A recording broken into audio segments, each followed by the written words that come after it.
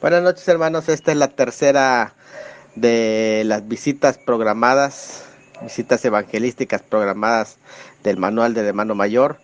Y se llama esta sección Siguiendo a Cristo. La primera visita fue Conociendo a Cristo, la segunda visita Estar en Cristo y la tercera visita, que es esta, Siguiendo a Cristo. Vamos a ver 7 disciplinas, hábitos cristianos que tenemos que tener quienes seguimos a Cristo, quienes seguimos los pasos del Maestro, porque el hecho de que somos cristianos y somos discípulos significa que seguimos ahora los pasos del Señor.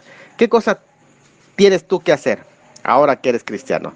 Y en esta sección vamos a presentar algunas disciplinas y hábitos cristianos que un buen discípulo de Jesucristo debe procurar. Y lo primero que debe procurar de esas 7 que vamos a presentar es, número 1, estudiar la Biblia. Es uno de los hábitos importantes, creo que el primero de los hábitos que aquí vamos a ver, estudiar la Biblia, porque la Biblia es la palabra de Dios.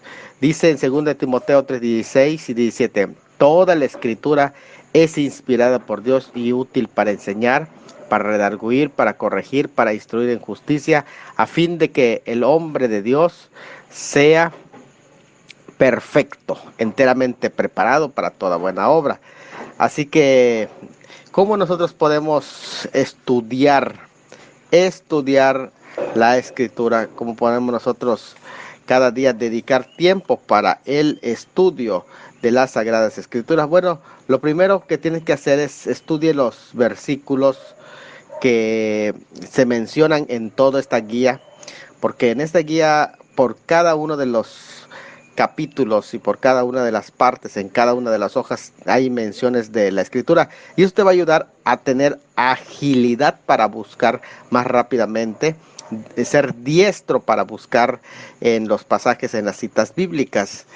Así que te invitamos a que puedas ir buscando, localizando los pasajes de este material.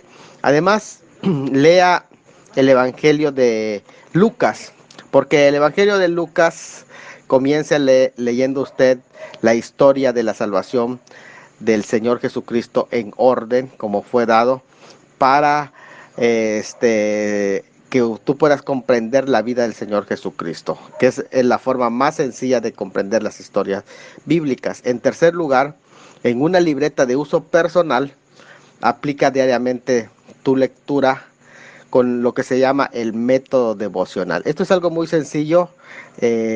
Vas a escribir 5 preguntas en cada uno de los pasajes que leas. Primero, el método devocional se va llevando a través de estas preguntas. Creo que son 6. Número 1.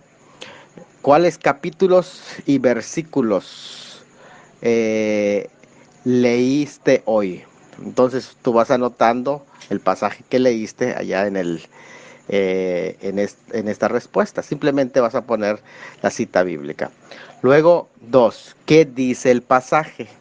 Ahí vas a explicar con tus palabras lo que el pasaje dice. Cuenta una historia o hay alguna... Tercero, ¿qué significa? No solamente qué dice, pero ahora intenta buscar un significado de esa porción. En cuarta pregunta es, ¿qué me dice Dios en esta porción? Porque creemos en la inspiración verbal. Este método es devocional, no necesitas tener a mano tantos libros de estudio, es un método devocional muy práctico, muy sencillo. ¿Qué me dice Dios a mí en esta porción? Entonces buscar la lección que ahí se tiene para tu vida. Luego la quinta pregunta, ¿cuál es mi decisión para hoy en base a su palabra? Eh, eso es importante porque ya tú dices, a partir de hoy, en base a esta lectura bíblica, yo decido hacer esto, o yo decido hacer esto, o yo decido cambiar esto. Entonces, interesante de cómo vas haciendo este estudio que se llama devocional más que nada. Y en sexto lugar, ¿cómo debo orar hoy? En base a la decisión que tomas, vas a pedir la guianza, la ayuda o la fortaleza del Señor en ese proceso de lectura. Entonces, estudiar la Biblia es el punto número 1. ¿Y cómo puedo conocer a Dios? o de alguna manera entregarle a Dios mis problemas y mis inquietudes, esto te va a llevar a la disciplina número 2, que es orar diariamente. Bueno, segunda disciplina es orar diariamente. Orar es hablar con Dios. Y esto es algo muy importante porque orar no tiene nada que ver con lo que podrían, en otras palabras, constituir un rezo, que consiste en repetir algo de memoria, a veces frases que pueden tener cierta rima, pero que no es la intención del Señor del principio, ¿verdad? Ahora, comience cada día con oración y ore a través del día. Él está interesado por usted y por lo que usted le dice a Él. Entonces, en 1 Pedro 5:7 lo dice, echando toda vuestra ansiedad sobre Él, que Él tiene cuidado de vosotros. Interesante porque cuando se habla de orar diariamente, que es la forma en la que tú te acercas a Dios y a decirle todo lo que tus cargas, tus inquietudes y todo, ¿no? En el Padre Nuestro, que es la oración modelo que aparece en Mateo 6:9 al 13, nos enseña que toda oración debe incluir algunos elementos. Cuando dice vosotros oraréis así, no está diciendo repitan esto de la siguiente manera, que no es malo memorizarse el Padre Nuestro y hacerlo como parte de la oración, incluso memorizar otros salmos y repetirlos en oración. Eso no es algo incorrecto, muchos de ellos constituyen alabanzas y hasta oraciones. Pero lo que el Señor está indicando cuando dice vosotros pues oraréis así, está diciendo este es un modelo de oración y pueden escudriñarlo bien para que encuentren es la forma de que tú puedes orar. Yo encuentro por lo menos unas 7, a lo mejor tú puedes encontrar otras más, pero yo encuentro 7 principios que aparecen en ese modelo que tiene que contener la oración. El Padre Nuestro primeramente nos habla de comunión o de confianza, por eso dice Padre Nuestro que estás en los cielos. Fíjense qué interesante de que no lo ve como distante, sino con una confianza que le llama hasta Padre. No es algo al que se le repita frases mágicas, sino una persona con quien convivir, Padre Nuestro. También habla de adoración. Toda oración debe de contener no solo comunión, sino adoración. Cuando dice santificado sea tu nombre, o sea, los nombres de Dios son el prólogo de toda oración, que lo exalta por lo que es, por lo que hace y aún por lo que no hace. Entonces tenemos que entender esto para bendecir, glorificar, adorar el nombre de Dios, santificado sea tu nombre. En tercero, la oración debe contener fidelidad. Venga tu reino, y es decir, ponernos a su servicio como súbditos obedientes de ese reino, gente que está sujeto al reino, que es fiel al reino y que todo lo que el rey diga hay que obedecerlo. En cuarto lugar, en la oración también debe de incluir sumisión. Por eso dice, hágase tu voluntad como en el cielo, así también en la tierra. Entonces, permaneciendo en su voluntad, es como puedes aprender a aceptar las respuestas de Dios para tus peticiones, porque si Él te manda una respuesta, que puede ser sí, y qué bueno, ¿no? Pero puede ser que a tu petición la respuesta sea no, y tienes que estar dispuesto, o tal vez la petición no es un no, pero es por ahora no, espera un poco. Entonces tienes que entender que cuando eres sumiso a Él, puedes aceptar la respuesta que Él venga de Él, porque sabes que su voluntad es perfecta y se tiene que hacer. Entonces, cuarto, quinto que encontramos en el Padre Nuestro es dependencia. El pan nuestro de cada día, dánoslo hoy. Es interesante que el punto de pedir a Dios para que supla nuestras necesidades y nos ayude a la realización de nuestras tareas. Cuando dice el pan nuestro de cada día, dánoslo hoy. Hay una dependencia interesante porque es una dependencia a diario, es decir, no para amontonar, sino una dependencia continua, para que así nos ayude en la realización diaria de nuestra tarea. No es que oré ahora y hasta entre 15 días vuelvo a orar, no. 6, confesión. Perdona nuestras deudas como nosotros también perdonamos a nuestros deudores. Ahí el pecado como una deuda. Confesar derriba la barrera entre Dios y la oración, esa es la confesión.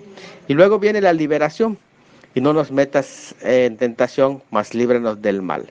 Habla de un reconocimiento de la guerra espiritual que hay, de la lucha espiritual, de la batalla espiritual, de la batalla cuerpo a cuerpo que se libra, de la debilidad de la carne que es continua.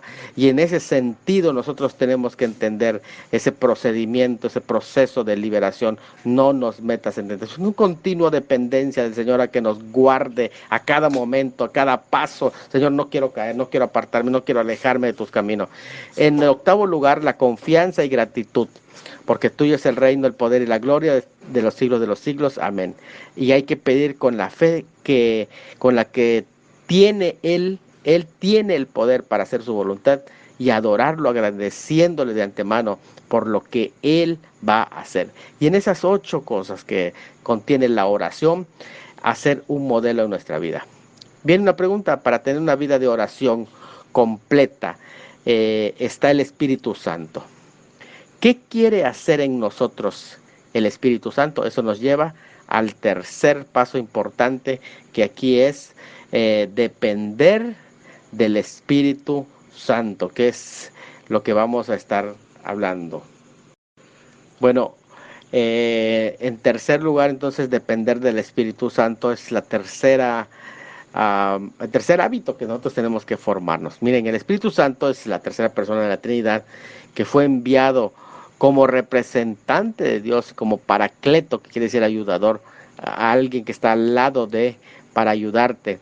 Es el paracleto divino, el cual significa que vive dentro de todo creyente, y su trabajo prácticamente consiste en 9 cosas. Porque esto es algo importante que dice Romanos 8:9, que vosotros no vivimos según la carne, sino según el Espíritu, si es que el Espíritu de Dios mora en nosotros, y si alguno no tiene el Espíritu de Cristo, no es de él. Entonces hay 9 cosas interesantes que aquí vamos a ver del Espíritu Santo y cómo depender de él en nuestra vida diaria, en nuestro diario caminar. Una forma de depender del Espíritu Santo es entender que Él viene a enseñarnos sobre Dios. Así dice Juan 14:26, que Él nos enseñará todas las cosas. Hay que aprender de Él, Él nos va a guiar a cada momento, dice Romanos 8:14. Hay que dejarnos guiar. En tercero, asegurarnos de que somos verdaderos hijos de Dios. Y esto es algo muy importante que nosotros debemos de tomar en cuenta. Cuarto lugar, Él va a orar por nosotros, dice Romanos 8:26. Además viene a ayudarnos a caminar en victoria, dice en Gálatas 5:16, a llenarnos con el amor de Dios, dice Romanos 5:5, a hacernos más semejantes a Jesús, dice 2 Corintios 3:18, a cambiar nuestra antigua manera de vivir, dice Gálatas 5:22 al 23, y ayudarnos a decirle a los demás sobre Jesús, dice Hechos 1:8. Todas esas 9 cosas, lo que nuestro paracleto divino viene a ser dentro del creyente, y eso es importante. Por lo tanto, la dependencia del Espíritu Santo, la vida cristiana consiste precisamente en esto. Si ser cristiano depende de tu relación con Cristo, ser alguien santo depende de tu relación con el Espíritu Santo. Entonces es importante esta tercera de las disciplinas, el poder depender en todo del Espíritu Santo. ¿Cómo puedo yo fortalecerme por el poder de Dios más y más y hacerme más consciente de su Espíritu? Bueno, pues esto te va a llevar al paso número 4 de seguir a Cristo, que es adorar regularmente. Y eso es importante porque la Biblia dice en Hechos 2:42, y perseveraban en la doctrina de los apóstoles, en la comunión unos con otros, en el partimiento del pan y en las oraciones. ¿Sabes que la vida cristiana se vive en comunidad? Por eso estamos hablando de adorar. En la adoración incluye varios elementos que están presentes, pero en la comunidad.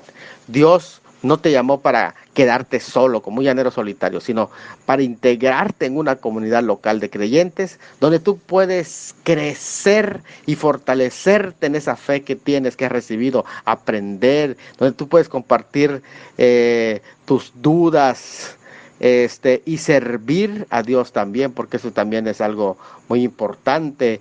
Es el lugar donde tú vas a experimentar a diario lo que es el crecimiento, lo que es la comunidad. Bueno, Él no te creó para que te separes de eso, no. En una comunidad tú puedes hacer algo muy importante. ¿Y sabes qué es? Adorar a Dios en comunidad. Lo puedes hacer individualmente, pero en comunidad es algo especial. Él nos creó para que le adoremos y le disfrutemos y disfrutemos en su servicio. Así que mientras no cumplas el propósito de adoración, tu vida no va a tener significado ni sentido. Es la razón por que fuimos llamados, creados para que le adoremos. Mira, hay varias formas, por lo menos aquí encuentro 10 formas de glorificar a Dios en congregación, en comunión, en compañía de la iglesia. Lo primero es, hay que adorarle con nuestro estilo de vida. Por eso dice el apóstol Pedro, sed santos en toda vuestra manera de vivir. También Santiago y otros más van mostrando cómo nuestra vida debe ser un modelo, reflejo. 2, a través de las manifestaciones del Espíritu Santo, dejar que Él vaya usándonos como Él quiere. Démosle esa libertad al Espíritu Santo para que desarrolle en nosotros los dones, para que se potencialice sus acciones en nosotros, a través de nosotros. En tercero, también mediante la participación de lo que es la cena simbólica o la Santa Cena.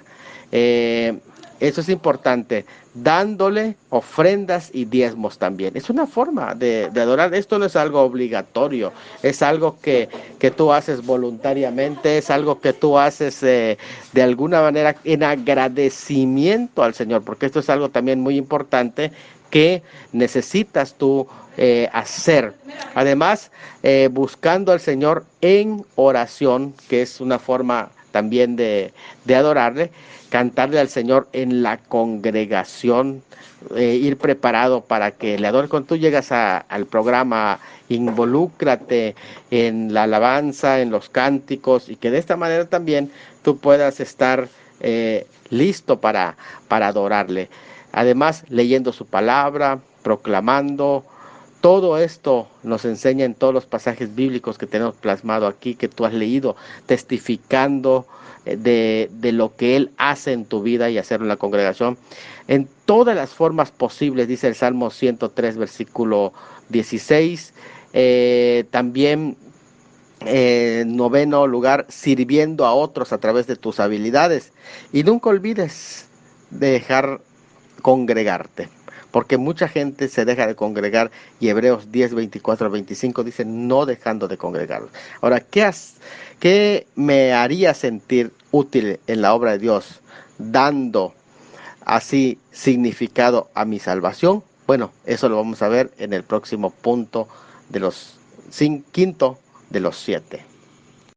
Bueno, la quinta cualidad que debe caracterizarnos nuestros pasos, los pasos del maestro, es que debemos de servir a los demás, porque al fin y al cabo dice que el Hijo del Hombre vino no para ser servido, sino para servir. ¿Sabes que Dios te ha llamado para servir y ser útil en su obra? No tienes que ir lejos para encontrar una persona con necesidad. Puedes servir a Cristo, a la iglesia, a la comunidad que necesita atención. En el ejército de Dios, realmente debemos entender esto, no existen voluntarios. Esto es algo interesante. En el ejército de Dios no existen voluntarios. Lo que es que pertenecemos al servicio obligatorio militar de Dios. Ser cristiano es ser parecido a Jesús en el servicio cristiano o ministerio. Así lo dice Mateo 10:45. Él dijo que vino a servir. Así que cada cristiano fue salvado para el ministerio, llamado para el ministerio, dotado para el ministerio, autorizado para el ministerio, mandado al ministerio, preparado al ministerio, necesario en el ministerio, responsable por su ministerio, recompensado de acuerdo a su trabajo en el ministerio. Y algo interesante que debemos de saber es que la palabra ministerio significa servicio. Así que recuerde que en una vida de observación es una vida malgastada, pero una vida de participación en el trabajo del reino, esa es la razón por la cual tú y yo nacimos. El observador asiste a todos los programas de la iglesia, pero el que participa o ministra a otros es aquel que realmente está viviendo el evangelio. Así que recalcamos siempre en esta iglesia la participación activa y no la observación pasiva. Esto nos lleva a una pregunta del servicio. ¿Qué debería tener aquel que sirve a Dios y a su pueblo? Entonces, esto es interesante porque aquel que sirve a Dios y a su pueblo, en sexto, nos lleva a la sexta actitud o cualidad, virtud o disciplina o característica en los pasos del maestro, que es tener una mente renovada, porque si tú vas a servir, tu mente debe estar renovada. Aquí es donde vamos a basar esto que dice en 1 Corintios 2:16, precisamente que nos habla de esta mente renovada, tener la mente de Cristo, así dice 1 Corintios 2:16. Y precisamente tener la mente de Cristo significa por lo menos tres cosas. Significa pensar de sí mismo con cordura. Si tú tienes la mente de Cristo, tienes que pensar correctamente de ti. No se trata de un egocentrismo o de un autonomismo, de pensar que tú solo puedes sin que nadie te dirija, o una autosuficiencia, porque hay gente que así se piensa. Porque ahora en el servicio de Dios tu mente tiene que estar renovada. Entonces, cierto que no debemos sentirnos superiores a los demás, pero tampoco hay que dudar de nuestra salvación, sino recordar que somos redimidos, y eso es algo muy importante. Es importante porque cuando nosotros sabemos el papel que nosotros jugamos y tenemos una convicción fuerte y correcta de lo que somos delante de Dios, podemos pensar de nosotros con cordura. Estamos en sus manos y que nos cuida con su amor y poder. Eso no significa que no debemos reconocer cuando fallamos o que no debemos confesarlo o que somos gente perfecta. No es lo que estamos diciendo. Estamos diciendo de que somos gente con dones especiales también que Dios nos usa para el ministerio. Hay que pensar de sí mismo con cordura. Ni más elevado concepto, pero tampoco ni degradado concepto de nosotros mismos. En segundo lugar, mente de Cristo significa pensar el bien para nuestros enemigos, que esto es algo interesante porque ahora vamos a tocar el tema cuando alguien te ha dañado, cuando alguien te ha lastimado, cuando alguien ha dejado un rasguño en tu alma, en tus sentimientos. En ese sentido, tú tienes que pensar bien de tus enemigos. En ese sentido, Mateo 5:44 lo dice, que perdonemos a nuestros enemigos, perdonar a los que los maldicen, orar por ellos, dice. Aunque esto realmente es algo difícil para muchos, esto es un mandamiento, más que un sentimiento, es un mandamiento y se nos manda a perdonar. En tercero, tener una mente renovada es pensar de la vida cristiana como una vida victoriosa, no como una vida de derrota. No hay que temer ni al futuro, así lo dice Mateo 6:34, que debemos tener confianza. Hay que creer que Dios es suficiente para suplir nuestras necesidades, y esto habla de la confianza que tenemos en Él y que va a ayudarnos a salir adelante. Por lo tanto, debemos de aprender a confiar en el Señor totalmente, pero también ore por todo, absolutamente todo, nada quede fuera de su oración, eche sus cargas al Señor, como dice Pedro, 1 Pedro capítulo 5 versículo 7, y Otra cosa más, olvide el pasado, porque hay mucha gente que se detiene en el pasado, en una frustración pasada, en algo que les impide crecer. Por eso Filipenses 3:13 dice, olvidando lo que queda atrás, prosigo a la meta, al supremo llamamiento en Cristo. Todas las respuestas están presentes. Filipenses 4:19. Así que eso es importante que nosotros sepamos. Nuestra mente tiene que renovarse, porque si nos detenemos, el pasado detiene a mucha gente, ¿eh? El pasado paraliza, el pasado atemoriza, el pasado de alguna manera les impide crecer. No, tenemos que dejar eso. Y tú eres, recuerda, una nueva criatura. Tienes que tener una mente renovada.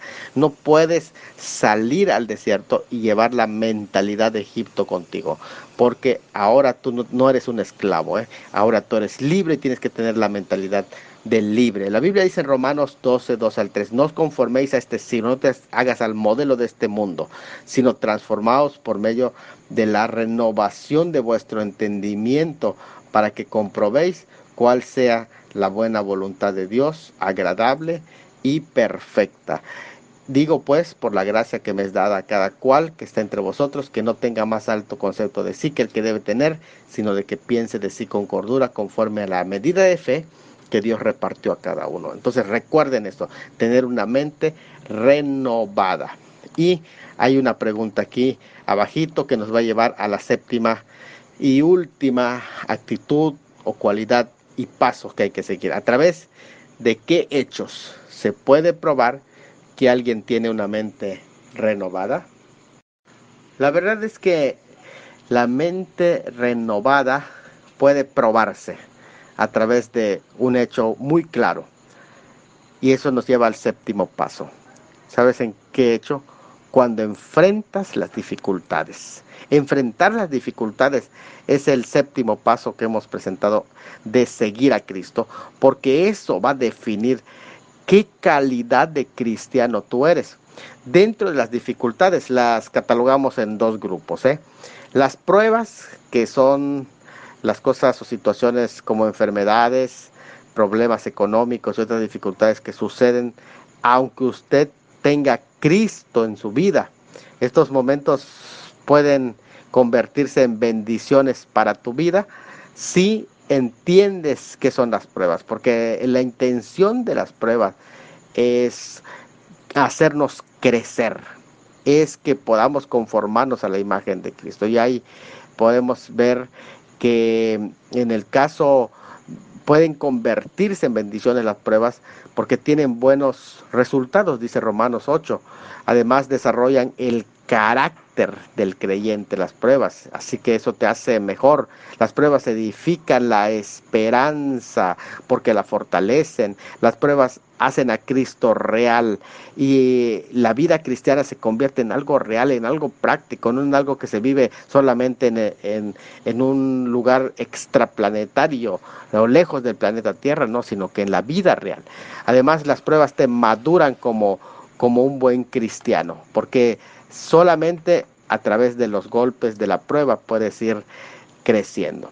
Está el otro grupo de dificultades que hay que enfrentar, porque enfrentar las dificultades son dos cosas, las pruebas y las tentaciones. ¿Cómo puedo yo enfrentar las tentaciones? Cuando las tentaciones lo que tienen es el propósito de hacerte caer y son puestas por el enemigo.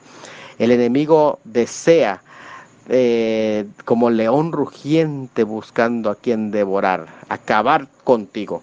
Pero hago 5 recomendaciones al respecto. Primero, órale a Dios. Por eso es que los discípulos en Mateo 26:41 dice que oraban, pero se dormían porque no lograban mantenerse en oración. Y el Señor les dijo, orad, porque la verdad os digo que la carne es débil. El espíritu está presto, pero la carne es débil. Hay que orar. 2, póngase la armadura de Dios, como lo dice en Efesios 6:8-18. Y esta parte es muy importante porque la armadura de Dios va a ser el elemento que te va a llevar a estar preparado en todo momento del enfrentamiento de este tipo de tentaciones. 3, aprenda a caminar en el Espíritu Santo, o sea, ser guiado por el Espíritu Santo en todo momento. 4, huya de las pasiones juveniles. Y aquí en ese sentido, aunque se presentan como pasiones juveniles, no es pasiones solamente para los jóvenes, sino para todas las personas, todo aquello que podría representar una tentación para alejarlo de Dios. Y en quinto lugar, resista al diablo. Santiago 4:7 dice, someteos pues a Dios y resistid al diablo. Entonces es natural que la tentación llegue al creyente, eso no podemos evitar, eso es algo natural. Jesús se enfrentó a ella con la ayuda del Espíritu Santo y usó pasajes bíblicos para hacer espada. Nunca olvide que Él le consuela, le fortalece en los momentos más difíciles de la vida y Él está allí en ese momento de enfrentamiento de las dificultades. Entonces, en los pasos del maestro, vamos, estos 7 pasos vamos a ir siguiendo, que van desde lo que es la lectura de la Biblia, lo que es la oración, lo que es la dependencia del Espíritu Santo, la adoración regular, el servir a los demás. De igual manera, el enfrentamiento de las dificultades, todo esto va a ser parte, y la mente renovada, va a ser parte importante de servir al Señor. Ahora es necesario que puedas aprender esto, volver a repasarlo, porque es una lección muy larga. Y quiero invitarte también a que estudies el tema compartiendo a Cristo, para que descubras que hay más cosas que Dios quiere hacer por medio de ti. Así que te invito a que estudies compartiendo a Cristo, que va a ser la última visita que vamos a tener, y así acabar este material que es 4 visitas programadas, manual del hermano mayor. Dios te bendiga.